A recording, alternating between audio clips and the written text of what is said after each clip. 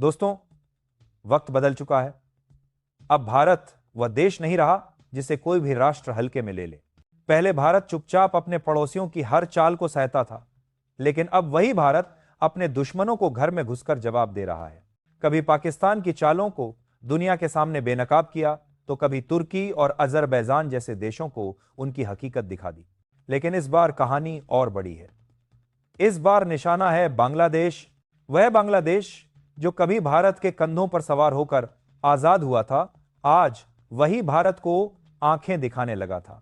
मगर भारत ने साफ कर दिया है कि उसकी दोस्ती शेर की तरह है, शांत तब तक जब तक कोई उसकी सीमाओं या सम्मान को चुनौती न दे। बीते कुछ महीनों से बांग्लादेश चीन और पाकिस्तान के इशारे पर भारत को रणनीतिक और आर्थिक दबाव में लाने की कोशिश कर रहा था। उसे लगा कि पूर्वोत्तर भारत का चिकन नेक यानी सिलीगुड़ी कॉरिडोर उसकी बातचीत का हथियार बन सकता है। लेकिन वह यह भूल गया कि नया भारत किसी भी दबाव में झुकने वाला नहीं है। भारत ने बांग्लादेश के खिलाफ सिर्फ एक नहीं बल्कि 5 मोर्चों पर जवाब दिया। और यह जवाब सिर्फ सीमाओं पर नहीं था, बल्कि बिजली, ईंधन, इंटरनेट, खाद्य आपूर्ति और व्यापार जैसे हर क्षेत्र में था। यह ऐसा वार था जिसने बांग्लादेश की रीढ़ तक हिला दी। भारत का पहला वार था बिजली पर। अडानी ग्रुप, जो बांग्लादेश को बेहद कम दरों पर बिजली सप्लाई कर रहा था, उसने अचानक 800 मेगावाट बिजली की आपूर्ति रोक दी। यह वही बिजली थी जिससे ढाका सहित बांग्लादेश के प्रमुख शहर और औद्योगिक इलाके जगमगाते थे। सप्लाई बंद होते ही पूरे देश में अंधकार फैल गया। बांग्लादेश की गारमेंट इंडस्ट्री, जिसे उसकी अर्थव्यवस्था की रीढ़ कहा जाता है, ठप पड़ गई। लाखों मजदूर काम से बाहर हो गए, करोड़ों डॉलर का निर्यात रुक गया। यह सिर्फ बिजली कटौती नहीं थी, यह भारत द्वारा किया गया सटीक आर्थिक प्रहार था। पहले अडानी समूह यही बिजली 14% प्रति यूनिट पर देता था, लेकिन अब वही बिजली 40% प्रति यूनिट की दर से ऑफर की गई। 3 गुना बढ़ी कीमतों ने बांग्लादेश के उद्योगपतियों को हिला दिया। बांग्लादेश के पास कोई विकल्प नहीं था, क्योंकि उसके अपने पावर प्लांट या तो पुराने थे या गैस की भारी कमी से जूझ रहे थे। भारत ने यह संदेश साफ कर दिया कि ऊर्जा अब सिर्फ संसाधन नहीं, रणनीतिक हथियार है। और इस हथियार का इस्तेमाल उसी के लिए होगा जो भारत की दोस्ती की कीमत समझे। लेकिन कहानी यहां खत्म नहीं होती। बिजली के बाद भारत ने दूसरा प्रहार किया, डिजिटल स्ट्राइक। बांग्लादेश का 65% इंटरनेट नेटवर्क भारत के ऑप्टिकल फाइबर गेटवे पर निर्भर था।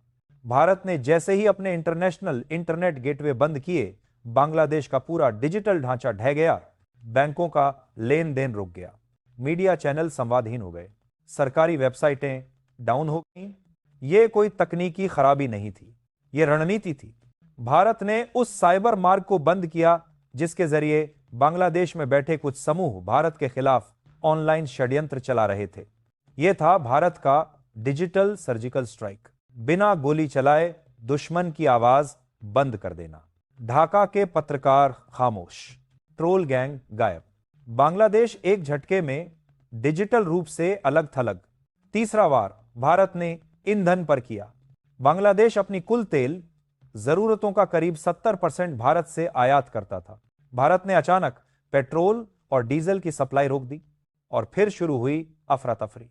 पेट्रोल पंप खाली, फैक्ट्रियां बंद, स्कूल बसें रुकी, यहां तक कि एम्बुलेंस भी ईंधन के बिना फंसी रह गई। जिन कारखानों में जनरेटर के सहारे किसी तरह काम चल रहा था, अब वहां भी मशीनें रुक गईं। बांग्लादेश की सड़कों पर गाड़ियां खड़ी हैं, लेकिन टैंक खाली हैं। लोग बेबस, बाजार सूने और शहरों में सन्नाटा फैल चुका है। भारत ने यह प्रहार इसलिए किया क्योंकि बांग्लादेश चीन और पाकिस्तान के साथ मिलकर ऊर्जा आपूर्ति के नाम पर भारत को दबाव में लाना चाहता था। लेकिन भारत ने यह ब्लैकमेल हमेशा के लिए खत्म कर दिया। अब बांग्लादेश के पास भारत की शर्तें मानने के अलावा कोई विकल्प नहीं बचा। यह एनर्जी स्ट्राइक भारत की अब तक की सबसे सटीक आर्थिक रणनीति थी, जिसने बांग्लादेश के हर शहर में खौफ पैदा कर दिया। लेकिन भारत यही नहीं रुका। चौथा वार था खाद्य आपूर्ति पर। भारत ने बॉर्डर से आने वाली चावल, दाल, सब्जियां, फल और अन्य खाद्य सामग्रियों की सप्लाई पूरी तरह रोक दी। बांग्लादेश के बाजारों में हड़कंप मच गया। खाने पीने की चीजें गायब हो गईं। जो थोड़ा बहुत सामान बचा, उसकी कीमतें आसमान पर पहुंच गईं। जनता राशन दुकानों के बाहर लंबी कतारों में खड़ी है, लेकिन थैलियां खाली हैं। यह वही बांग्लादेश है जिसे भारत ने हमेशा मानवीय आधार पर मदद की थी, लेकिन अब वही चीन के इशारे पर भारत को कमजोर दिखाने की कोशिश कर रहा था। भारत ने इस वार से साफ संदेश दिया, जो दोस्ती की कदर नहीं करेगा वह मदद के योग्य भी नहीं। अब आते हैं भारत के 5वें और अंतिम वार पर, बॉर्डर सील स्ट्राइक। भारत ने 496 किलोमीटर लंबी सीमा को पूरी तरह बंद कर दिया। ना कोई सामान बांग्लादेश से भारत आएगा, ना कोई ट्रक भारत में प्रवेश करेगा। बांग्लादेश का कपड़ा उद्योग, जो भारतीय बाजार पर निर्भर था, वहीं पर ठहर गया। हजारों ट्रक सीमा पर खड़े हैं, जिनमें अरबों का माल सड़ रहा है। ढाका के व्यापारी बेखबर, असहाय और निरुपाय हैं। यह भारत का फाइनल गेम था।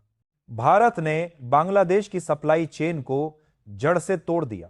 भारत ने यह साबित कर दिया, अब भारत के बाजार में जगह वही पाएगा जो भारत के साथ खड़ा रहेगा, और जो चीन की ओर झुकेगा उसे भारत के दरवाजे हमेशा के लिए बंद मिलेंगे। इन 5 वारों के बाद बांग्लादेश की हालत दया योग्य हो गई है। बिजली गई तो अंधेरा, इंटरनेट गया तो सन्नाटा, ईंधन गया तो रफ्तार रुक गई, खाद्य सप्लाई रुकी तो लोग भूखे, और सीमा बंद हुई तो व्यापार खत्म। ये 5 झटके केवल किसी देश के खिलाफ उठाए गए कदम नहीं थे, ये नए भारत की नीति का ऐलान थे। भारत ने दिखा दिया कि अब कूटनीति का मतलब बदल चुका है। अब यह बयानबाजी का दौर नहीं, यह एक्शन का दौर है। ढाका की गलियों में आक्रोश है, बाजारों में सूना सन्नाटा, और सड़कों पर विरोध के नारे गूंज रहे हैं।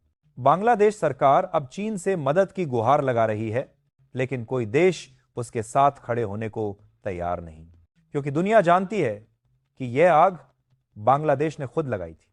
जब बांग्लादेश ने संयुक्त राष्ट्र में भारत के खिलाफ आवाज उठाई, तो भारत की बेटी ने ऐसा जवाब दिया कि पूरा हॉल तालियों से गूंज उठा।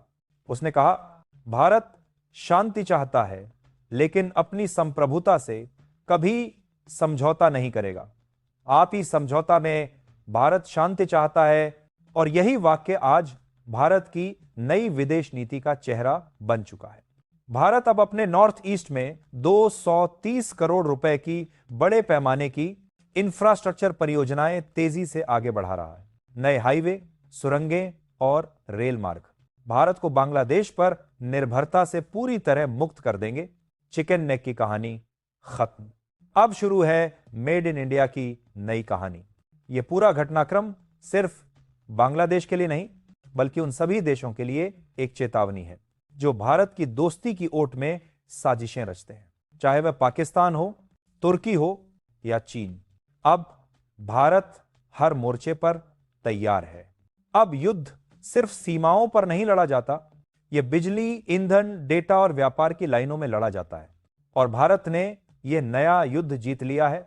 दुनिया मान रही है कि भारत अब सिर्फ क्षेत्रीय ताकत नहीं, बल्कि एक उभरती वैश्विक शक्ति है। उसकी रणनीति इतनी सटीक है कि वह बिना एक भी गोली चलाए दुश्मन की अर्थव्यवस्था को घुटनों पर ला सकता है। यही है नए भारत की पहचान, स्मार्ट पावर। भारत अब अपने हितों की रक्षा के लिए कूटनीति, व्यापार और तकनीक तीनों को हथियार की तरह इस्तेमाल कर रहा है। और अगर कोई सोचता है कि यह सिर्फ एक खबर है, तो नहीं, यह भारत के आत्मविश्वास की गूंज है। यह है नए भारत की आवाज।